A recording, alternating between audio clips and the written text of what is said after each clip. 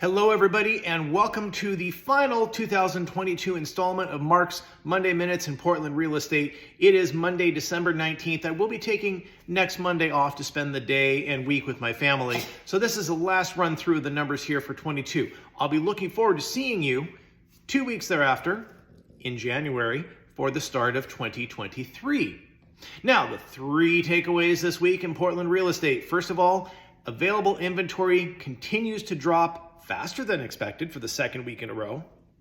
Number two, the percentage of price reductions, properties with a price change, is falling. And third, there is still no data to support any claims of the market crashing or tanking. Let's explain. Let's get into the numbers.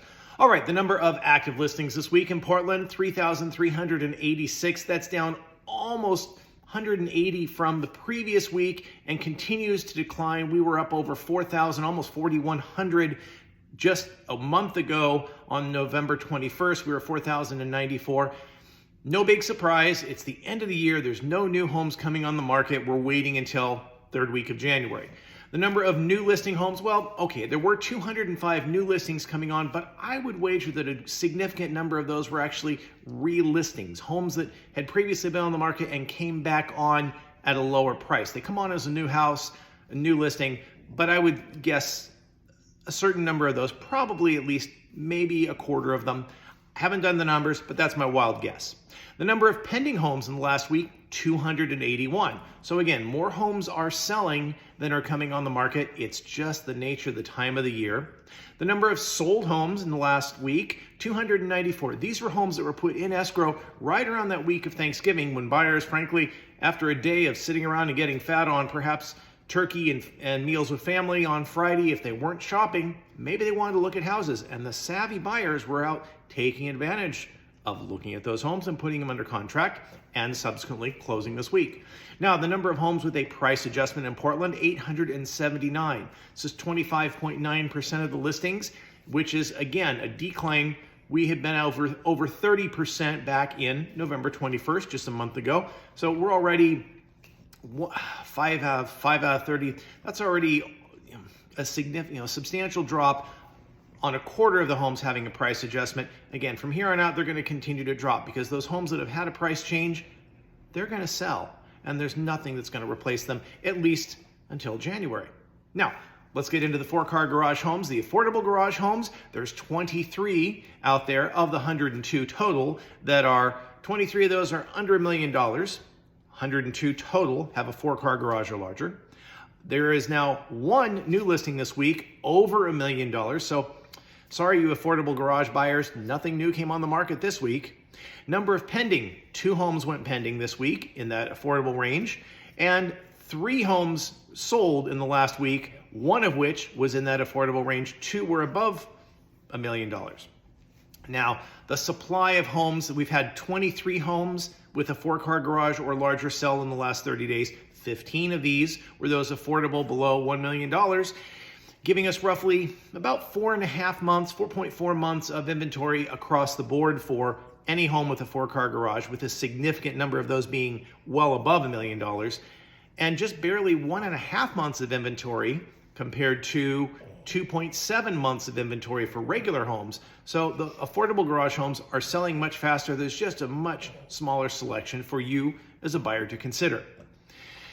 Now, again, those 3 takeaways. First of all, available inventory is dropping faster than expected. For the second week in a row, available inventory of homes on the market is declining faster than expected, even for this time of the year. In fact, we're down 2.5% overall for the number of homes, the supply of homes. This is, frankly, the result of more sales than we expected. And I would venture that is because we're seeing interest rates dropping. They've actually dropped down. They were 6.13 this morning when I saw. Because of these homes are selling, the percentage of homes with price reductions is decreasing as well. That was that second point, that the number of price reductions continue to fall. Virtually no new homes are going to come on the market, and so you're not going to have a replacement of these that have had a price adjustment. As they sell, they disappear, and the inventory continues to decline. Now, going back to that third point, again, there are no signs or data to support any of those fringe claims that the market is Tanking, slowing down? Absolutely. It's been slowing down since September.